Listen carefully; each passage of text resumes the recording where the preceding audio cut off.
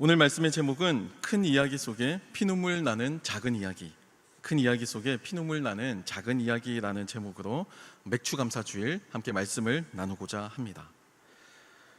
며칠 전에 안타까운 소식을 들었습니다. 새벽 배송을 이제 그 기업의 기본적인 마케팅의 원칙으로 삼는 그 회사, 그 대기업에 근무하는 한 근로자 한 사람의 죽음에 대한 소식이었습니다. 물론 우리가 살고 있는 이 세상이 워낙 복잡하고 워낙 다양한 일들이 많이 벌어지는 곳이죠. 하나의 사건이 일어나도 금방 또 다른 사건이 발생해서 또 묻혀버리는 게 지금 우리들 세상입니다. 그렇게 바삐 지나가고 또 그렇게 쉽게 잊혀질 수 있는 내용일 수도 있었지만 그 죽음에 담긴 내용이 뉴스화되기 시작하면서 저도 주목하게 되었습니다. 41살의 한 가정의 가장이자 또 사남매의 아버지였던 고인은 근무한 지 약 14개월 만에 과로사로 판명되는 죽음을 맞았습니다. 사실 여기서 나타나는 이 한 사람에 대한 죽음에 대한 소개는 수치화된 사실, 41살이라고 하는 나이 또는 14개월, 취업한 지 14개월이라고 하는 이런 수치, 이런 것들은 그 내막을 우리에게 전혀 알려주지 못해요. 뿐만 아니라 인격성이 없는 기사에 나오는 한 죽음에 대한 묘사, A씨, B씨, C씨라고 하는 이런 표현들, 그 표현들은 이 사건 속에 숨겨져 있는 그 많은 피눈물 나는 이야기를 담기에 굉장히 부족합니다. 하지만 남편을 잃은 아내, 그리고 이제 사남매의 엄마가 되어서 홀로 그 사남매의 육아를 홀로 이어가야 하는 이 어머니의 인터뷰를 통해서 그 억울함과 아픔과 슬픔을 토로하는 뉴스를 보면서 저는 감정을 걷어낸 무미건조한 어떤 기사가 아니고 그 안에도, 이 사건 안에도 한 사람의 삶이 있었구나, 이 사건 안에도, 묻힐 수 있는 이 사건 안에도 한 가정의 꿈과 소망이 있었구나 라는 사실을 다시금 떠올리게 되었습니다. 정해진 시간 안에 배송 완료 원칙을 지키지 않으면 계약 해지된다라고 하는 조건으로 인해서 물밀듯 들어오는 그 물량을 쉴 틈도 없이 감당하면서 결국에는 이제 사망을 하게 된 거예요.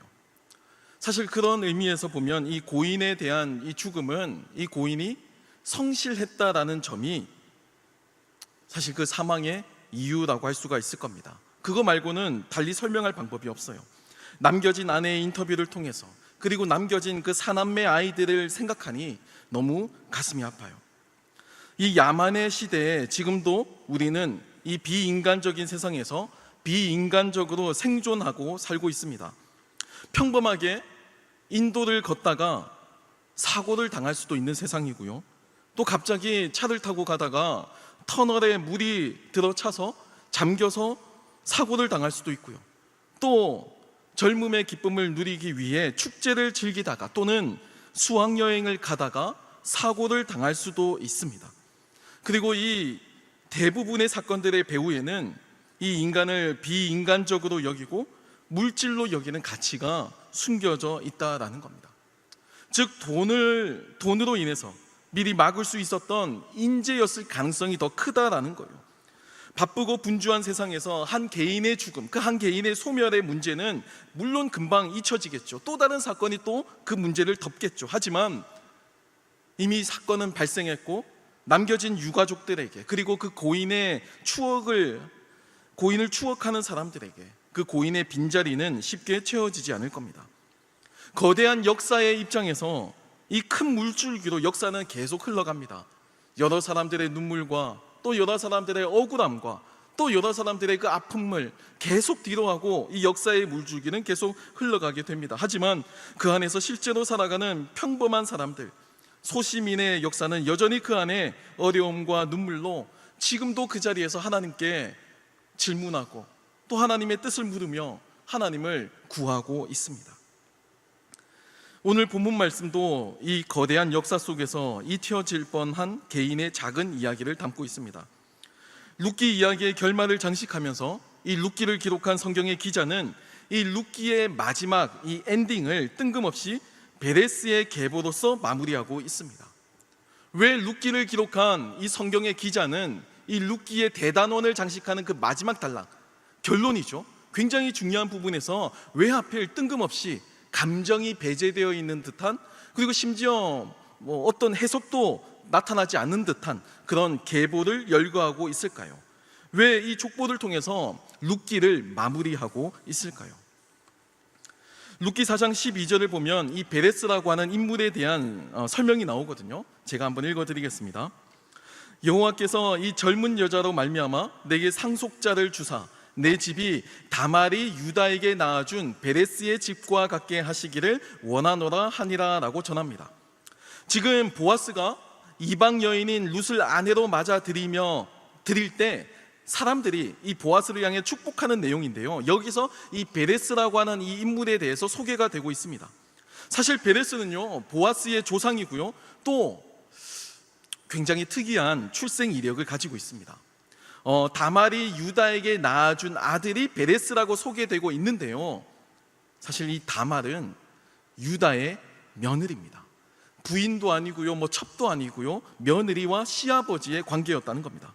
지금의 윤리관으로 보면 도저히 이해할 수도 없고 끔찍하기만 한 내용인데, 이 일을 통해서 베레스가 태어나게 된 거예요. 시아버지와 며느리 사이에서 베레스가 태어난 겁니다.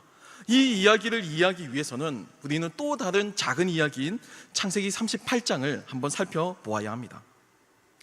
창세기 38장은 요셉의 이야기가 나오는 과정에서 갑자기 뜬금없이 유다와 다말에 관한 이야기가 에피소드 형식의 그 단편으로 삽입되어 있습니다. 왜 이 내용이 요셉의 이야기 가운데 중간에 끼어 있는지 사실 많은 구약학자들이 의문을 제기하기도 해요. 그 내용을 보면요, 유다의 아들들 가운데 이 장자가 엘이라고 하는 사람이 있었습니다. 이 엘이 바로 다말의 남편이었어요. 그러니까 다말은 엘의 부인이었던 겁니다. 하지만 이 엘이 그 평소 행실이 하나님께 굉장히 악했던 모양입니다.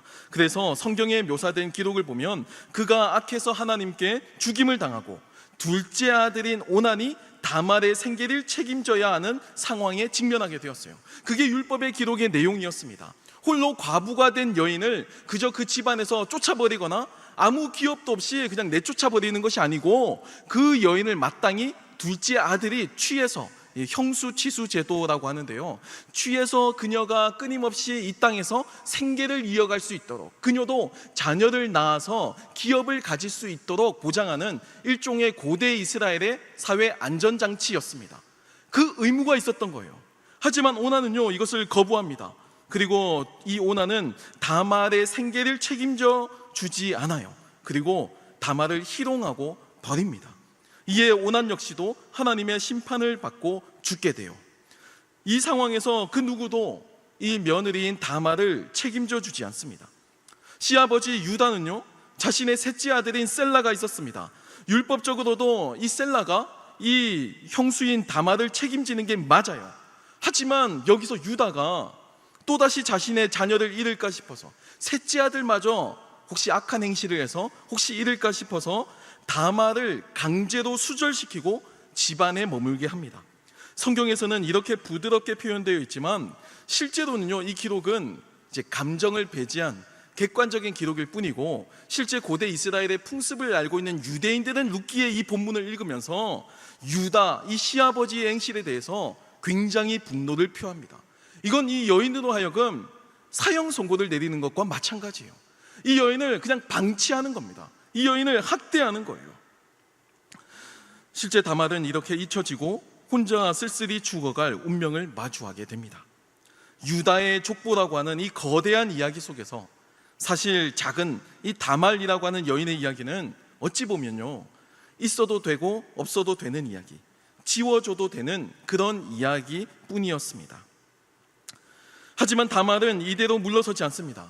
그녀는 살기 위해서, 아들을 낳기 위해서 성경의 표현에 따르면요 창녀로 분장을 하고 시아버지 유다를 맞아들입니다.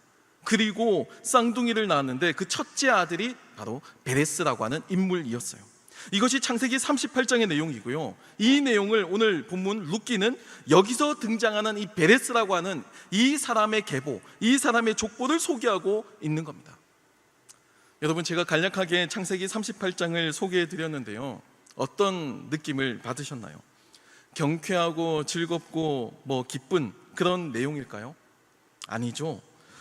굉장히 무겁고 또 굉장히 불편하고 좀 꺼름직하기도 합니다.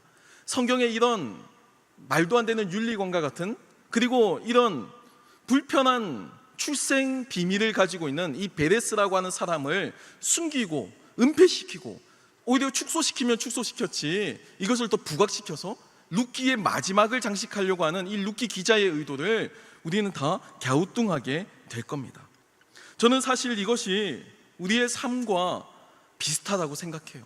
우리 삶에서 마주하는 아이러니한 상황들, 우리가 삶에서 마주하는 여러 불편한 모습들, 인지 부조와 같이 나는 전능하신 하나님을 믿고 나는 지금도 새벽 예배를 드리고 나는 지금도 성실하게 하나님을 예배하는데 내 삶에는 여전히 불행이 닥치고 고난이 닥치고 사건이 닥치고 여러 재난과 어려움이 닥치는 이 인지 부조화적인 상황을, 이 불합리한 상황을 우리는 불편하게 늘 마주하고 있기 때문입니다.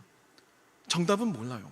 1 더하기 1은 1이 2다 라고 하는 어떤 수학 공식과 같이 그렇게 단순하게 답이 도출되지 않아요. 그저 내가 투자한 만큼 결과물이 나에게 즉각적으로 오지도 않고요, 이 신앙이라는 것, 삶이라는 것 자체가 말로써 다 표현되지 못하는 굉장한 신비라고 하는 거예요. 우리는 이것을 그저 마주하고 그저 수용하고 그저 살아낼 뿐입니다. 우리가 성경을 읽을 때 자주 하는 오해가 있습니다. 그것은 성경이 기록될 당시의 문화나 상황을 이해하지 못하고 오늘날 우리가 처해 있는 이 위치에서 이 상황을 가지고 그 당시 상황을 섣불리 해석하려고 하는 이런 실수를 범할 때가 있어요. 예를 들면요, 신약 성경에 보면 복음서에는 여러 종류의 죄인들이 존재합니다. 죄인이라고 불리는 일련의 무리들이 등장해요. 다양하죠, 물론 그 내용들은.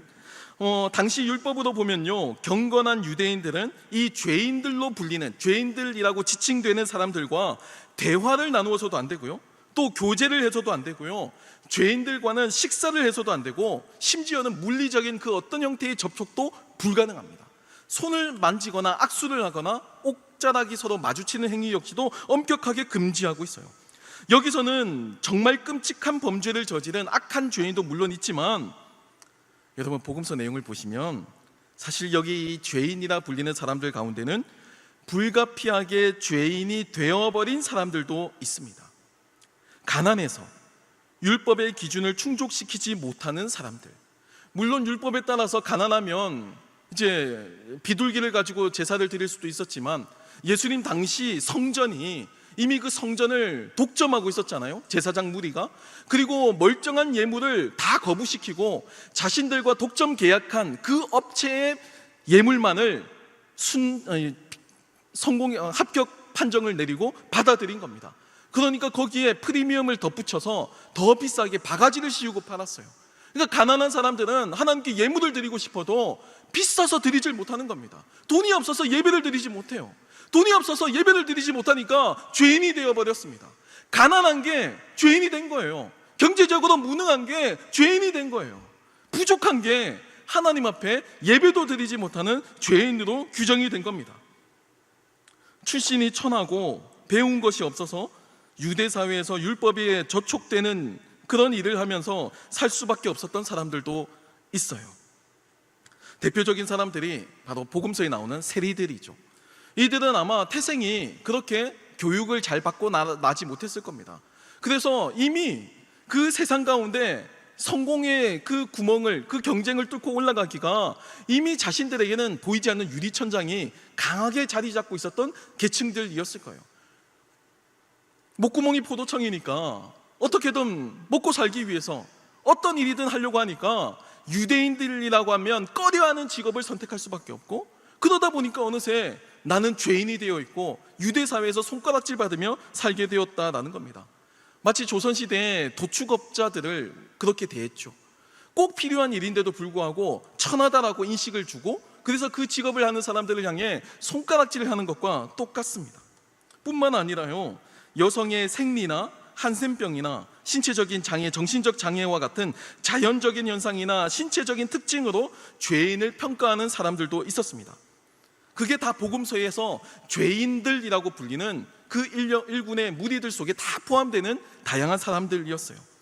하지만 주님은요, 예수님은 이들을 찾아가셔서 만나 주셨습니다. 함께 식사하셨습니다. 그리고 치유를 행해 주셨어요. 그리고 그들을 그 상황에서 구원하여 주셨습니다. 단지 육체적이고 정신적인 질병에서 치유와 회복을 일으킨 것이 아니고 사회적인 그 낙인 속에서 사회적으로 완전히 분리되고 고립된 그들을 건져내셔서 다시금 유대 사회에서 생활할 수 있도록 그들을 하나님의 자녀라고 불러주시고 환대해 주셨습니다. 그래서 유대인들이 예수님을 싫어한 거예요.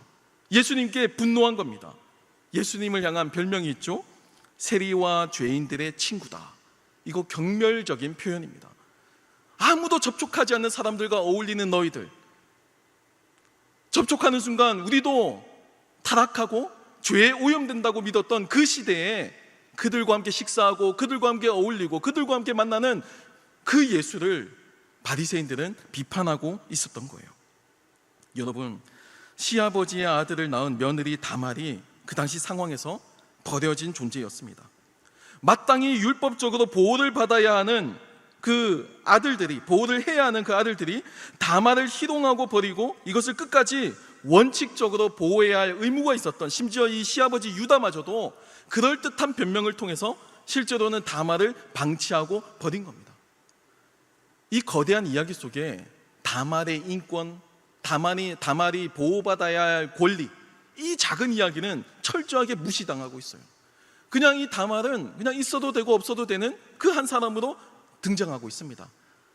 DC 뭐 이렇게 나오겠죠. ABC, DC, DC에게 일어난 일이다 이러면서 그냥 묘사될 뿐이겠죠. 하지만 다말은 자신의 모진 삶에 굴하지 않고 당돌하게 헤쳐나갑니다. 성경을 기록한 기자에 따르면, 특별히 창세기 38장을 기록한 이 내러티브에서 다말의 윤리성은 전혀 문제가 되지 않아요. 유대인들의 성경 읽기 속에서도 다말이 윤리성이 문제되지 않습니다. 오히려 유다가 더 비윤리적이라고 표현되고 있어요.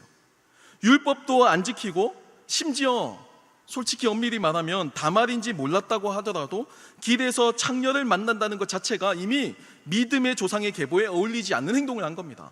유다가 더 비윤리적이에요. 유다가 더 나쁜 사람이라는 겁니다. 창세기 기자는 그걸 지금 고발하고 있어요. 성경은 다말의 믿음과 용기를 칭찬하고 있습니다. 마치 복음서에서 세리와 창녀와 죄인들이 당시 관습과 문화를 어기고 주님을 만나기 위해서 주여 나를 불쌍히 여기소서, 주여 나를 구원하소서, 주변 사람들이 다 말렸죠. 조용히 하라고, 잠잠하라고.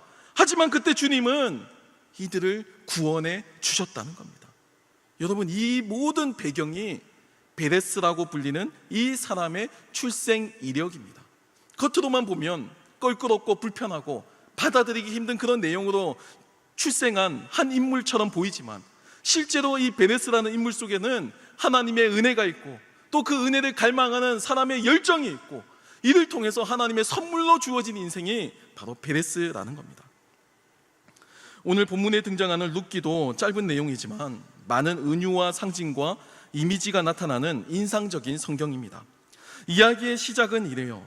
아마 여러분들 다 알고 계시겠지만 유대 땅 베들레헴에 흉년이 들게 되고요, 또 이에 엘리멜렉은 그의 아내인 나오미와 또 자신의 두 아들과 함께 모압으로, 그 당시 언어로 따면 이제 이민을 가게 된 겁니다. 이민을 갔어요.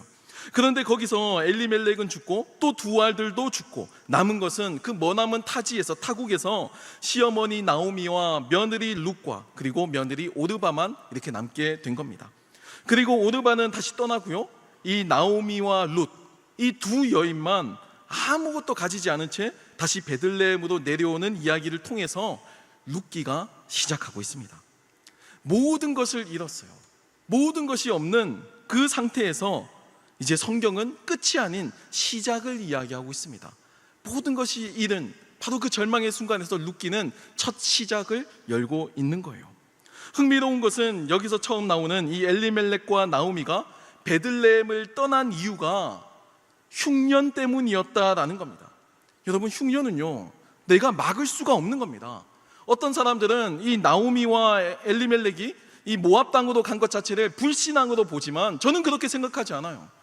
먹고 살 방법이 없는데, 유대 땅에서 사람 대접해 주지 않는데, 흉년이 들었는데, 목구멍이 포도청인데 어떻게든 살아남아야 되지 않겠어요? 그러니까 찾다가 고향 땅을 떠나서 모압으로 가게 된 겁니다. 자신들인들 왜 고향을 떠나고 싶겠냐고요. 밀리고 밀려서 그냥 떠밀려서 가게 된 거예요. 베들레헴은요, 떡의 집, 빵의 집이라고 하는 뜻을 가진 도시인데요, 결국 빵의 집에 빵이 떨어진 겁니다. 거기 무슨 희망이 있겠냐고요. 그 도시의 존재 이유, 희망이 없어지니까 엘리멜렉과 나오미는 생존을 위해서 이방 지역인 모압으로 이주하게 되었습니다. 경건한 유대인들의 입장에서는 믿음의 선택이 아니라고, 굶어 죽어도 끝까지 이 땅에서 굶어 죽어야지 왜 어떻게 이민을 가냐, 이렇게 비난할 수 있지 모르겠지만, 여러분, 애초에 이 모압 이주 자체는요, 먹고 살기 위한 어쩔 수 없는 궁여지책이었습니다. 이것을 단순하게 죄라고 단언할 수는 없는 겁니다. 저는 그렇게 생각해요. 그렇게 단순하게 그 행위를 가지고 단순하게 그 행동을 다 싸잡아서 비난할 수는 없다고 생각합니다. 누구도 그 나오미의 입장이 되어보지 못했잖아요. 먹고 살 길이 막막한 그 현실을 경험해보지 못했잖아요. 상상만 할 뿐이잖아요. 그 상상과 실제 경험은 엄청난 차이가 있습니다. 실제 그 상황이 되었을 때 내가 어떤 행동을 할지는 내가 직접 경험해보지 못하면 그 누구도 단언할 수가 없어요. 그렇게 어쩔 수 없이 떠나간 모압 땅에서 남편 엘리멜렉이 갑자기 죽습니다. 여러분, 이것도 사람이 막을 수 있는 일이 아니에요. 그냥 일어난 재난이고 상황이고 사건입니다. 엘리멜렉의 이름은요, 나의 하나님은 왕이십니다 라고 하는 믿음의 고백을 담고 있는 이름입니다. 먹고 살기 위해서 껄끄러운 사람들의 시선을 느끼면서 모압으로 이민을 갔지만, 떠나갔지만 그 결과는 남편의 죽음이었고, 나의 하나님은 왕이시다라는 고백이 사라진 잔혹한 현실이었습니다. 아이러니를 접하게 된 거예요. 나의 하나님은 왕이십니다라고 하는 이름을 가지고 그게 내 인생의 좌우명이었고, 그래서 이 삶을 살아나갔던 사람이 사라지게 된 겁니다. 정말 나의 하나님은 왕이실까? 라고 이제 질문을 하게 된 거예요. 반문을 하게 되는 상황을 마주하게 된 겁니다. 심지어 두 아들마저 죽게 됩니다. 이제 희망이 없어서 나오미와 룻은 함께 다시 베들레헴으로 오게 됩니다. 당시 상황을 룻기 1장 19절 20절은 이렇게 묘사합니다. 제가 읽어드리겠습니다. 이에 그 두 사람이 베들레헴까지 갔더라. 베들레헴에 이를 때에 온 성읍이 그들로 말미암아 떠들며 이르기를 이가 나오미냐 하는지라. 나오미가 그들에게 이르되 나를 나오미라 부르지 말고 나를 마라라 부르라. 이는 전능자가 나를 심히 괴롭게 하셨음이니라 라고 전합니다. 여러분, 나오미라고 하는 이름은요, 희락, 즐거움, 기쁨이라는 뜻을 가지고 있습니다. 태어났을 때 부모님이 나오미를 보면서 너무 기쁘다, 너무 행복하다, 너도 그렇게 즐겁고 기쁘게 행복하게 살면 좋겠다 라는 바람을 담아서 나오미라고 이름을 지어줬을 겁니다. 하지만 나오미는 자신이 잘못하지 않은 일들의 결과들로 인해서 결국에는 모압 땅까지 갔다가 다시 베들레헴으로 오면서 아무것도 가지지 못한 절대 사회적 빈곤층이 되어서, 심지어 자신을 돌보아줄 가족도 없는 상태에서 이렇게 오게 되었습니다. 그래서 마라라고 부르라고 합니다. 마라라는 뜻은 괴로움, 고통, 슬픔이라는 뜻을 가지고 있어요. 그러니까 정리하면 빵집이라 불리는 베들레헴에 빵이 없어서 모압으로 이민을 갔고요, 또 거기라도 빵이 있을까 싶어서 살펴보았지만 결국에 거기서 남편을 잃고 심지어 아들 둘마저 잃고 과부가 되고 맙니다. 나의 하나님은 왕이십니다라고 하는 이 엘리멜렉의 죽음은 단지 비유나 상징이 아니고 실제로 나오미가 실제 그 현장에서 경험했던 그 상실감 속에서는 정말 하나님이 나의 왕이십니까? 근데 어떻게 이런 일이 생길 수 있습니까? 왕이시라면서요 라고 하는 항변으로 다가오기도 했습니다. 실존적인 위협이고 고난이었죠. 다시 베들레헴으로 온 그녀는 희락과 즐거움과 기쁨으로 추억하는 사람들에게 예전의 이름으로 부르지 마라. 나는 이제 희락과 기쁨과 즐거움이 아니고 괴로움과 고통과 슬픔이다. 나의 인생에는 괴로움과 고통과 슬픔만 남았다라고 이야기하고 있는 겁니다. 나오미가 마라가 된 이야기는 즐거움이 고통이 되고 기쁨이 슬픔이 된 작은 이야기라고 할 수 있습니다. 여러분, 거대한 이야기 속에는 이런 사소한 사람들의 이야기가 잘 보이지 않아요. 그런데 세상은 힘 있는 사람들, 권력자들, 잘난 사람들만 있는 것이 아닙니다. 지금 루시나 나오미의 운명은 애초에 이들이 잘못하거나 부족해서 일어난 게 아니에요. 누구에게나 닥칠 수 있었던 일입니다. 길을 가다가 갑자기 자동차가 덮쳐가지고 어느 순간에 목숨을 잃는 일이 벌어지기도 하고, 또 갑자기 어느 순간에 질병이 발견되기도 하고, 또 갑자기 어느 순간에 생각지도 못한 사고와 사건에 휘말릴 때도 있는 겁니다. 이들의 잘못이 아니라는 거예요. 빵의 집에 빵이 떨어졌는데 어떻게 버티겠냐고요. 거기서 앉아가지고 신앙 운운하면서 그냥 어떻게 거기서 버티겠냐고요. 먹고 살 방법이 하나도 주어져 있지 않은데. 좀 더 모아둔 재산이 있는 사람들, 또 물려받을 것이 많은 사람은 조금 더 물리적으로 버틸 수 있는 시간이 길겠죠. 조금 더 버틸 수 있을 겁니다. 하지만 애초에 없는 사람은요, 먹고 살기 위해서 갈 수밖에 없어요. 모압으로. 거기서라도 그냥 먹고 살아야 되니까 그냥 떠난 겁니다. 현실은 나의 하나님은 왕이십니다라고 하는 고백마저 흔들리는 고난을 경험하게 된 이 나오미의 심정은 어떠했을까요? 기쁨과 즐거움은 사라지고요, 어느새 내 인생을 돌아보니 고통뿐이고 슬픔뿐이고 괴로움만 남았습니다. 저는 이것이 나오미와 룻의 이야기가 아닌 오늘 현실을 사는 우리 모두의 이야기라고 저는 생각합니다. 사랑하는 청년 여러분, 하지만 오늘 본문은요, 이 베레스의 계보로 룻기를 마무리하면서 예수 그리스도의 조상인 이 다윗이 이 베레스의 계보를 통해 보여주며 마무리하고 있습니다. 여러분, 이 당시를 살았던, 이 역사의 한 부분을 살았던, 이 역사의 한 순간, 역사의 한 점을 살았던 사람들은 이 하나님의 거대한 이야기가 눈에 들어오지 않았을 겁니다. 눈에 보이지 않았을 거예요.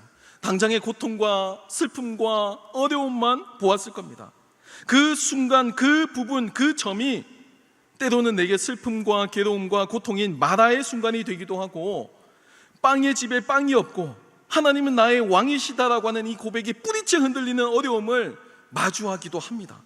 하지만 하나님은요, 이들의 이 피눈물 나는 이야기를 통해서, 룻기를 통해 이 하나님의 역사는 견고히 흘러감을 보여주면서 이 하나님의 은혜가, 이 하나님의 이 헤세드가, 자비와 은혜가 이 야만의 시대에도 여전히 흐르고 있음을 보여주고 있습니다. 버림받은 여인, 그리고 남편과 아들을 잃은 여인, 그 누구도 돌봐주지 않는 이 야만적인 세상에서도 여전히 시어머니를 사랑하는 며느리가 있고, 또 그 며느리를 사랑하는 시어머니가 있고, 또 이들을 돌봐주는 하나님의 은혜가 있고, 또 이들을 사랑으로 돌봐주는 보아스가 있다는 사실, 이 야만적인 시대에서도 여전히 하나님의 헤세드가 존재하고 있음을 룻기는 이 베레스의 계보를 통해서 우리에게 알려주고 있다는 겁니다. 앞서서 한 대기업에서 사망하신 분, 그리고 불시에 일어난 사고로 목숨을 잃으신 많은 분들, 그분들과 관련된 사람들, 이웃들, 직장 동료들, 그들에게 그 사건은 하나님은 나의 왕이십니다라는 고백이 사라지는 사건, 그 고백이 흔들리는 사건입니다. 하나님은 나의 왕이신데 어떻게 사남매의 아버지가 이렇게 황망하게 세상을 떠날 수 있습니까? 하나님이 나의 왕이신데 어떻게 멀쩡한 우리의 아들, 딸이, 우리 아버지, 어머니가 이렇게 될 수 있습니까? 열심히 산다고 살았는데 여전히 내 삶에는 빵이 없고 메마르고 고통과 슬픔과 괴로움만 남았다고 이야기할지도 모릅니다. 하지만 오늘 본문은 여전히 우리가 다 알 수 없는 하나님의 헤세드가 역사를 이끌고 계심을 보여줍니다. 나말이 유다의 족보에 들어간 이야기나 룻이 보아스의 족보에 들어간 이야기 모두가 다 사실 그 상황에서는 있을 수 없는 일, 불가능한 일, 심지어 깨끗하지 않는 일, 터붓이 되는 일이었거든요. 죄와 같은 일이었습니다. 하지만 하나님께서는 결국 이들의 사라진 삶의 터전을 다시금 회복시켜 주셨어요. 빵이 없는 집에, 그 빵이 없는 빵의 집에 빵을 다시 주셨고요, 마라가 된 나오미를 다시 나오미로 바꾸어 주셨고, 기업이 없는 룻을 다시 보아스의 계보를 통해 베레스의 계보를 잇게 하셨습니다. 인생의 비극적인 일들 가운데 그럼에도 서로를 향한 이 하나님의 헤세드가, 서로의 헤세드가 함께 합력하여서 이들의 삶을 포기하지 말고 서로를 지켜주고 지탱해주며 이들을 붙잡아 주신 겁니다. 사랑하는 여러분, 오늘 저희는 맥주 감사 주일로 지키고 있습니다. 상반기를 마무리하면서 여전히 우리의 삶에 빵이 없는 현실을 마주할 때도 있고요. 기쁨과 즐거움이 어느샌가 고통과 슬픔이 된 상황을 지금 겪고 있는 분들도 계실지 모르겠어요. 하지만 저는 믿음으로 여러분들에게 권면합니다. 저는 하나님의 헤세드를 믿어요. 그리고 이 하나님의 헤세드가 지금도 여전히 우리의 삶 가운데 함께 하시고 개입하시고 동행하시고 우리를 붙들어 주신다라고 믿습니다. 룻기에 기록되어 있는 이 룻에게 일어난 이 사건이, 그리고 구약 성경을 접하면 유대인들의 이 신앙 고백이 오늘 2024년을 살아가는 우리들의 동일한 신앙 고백이 되길 소망합니다. 하나님께서 우리를 붙들어 주신다, 하나님의 헤세드가 우리를 여전히 지키고 계신다라는 사실을 믿고 고백하는 저와 여러분이 되길 기도합니다.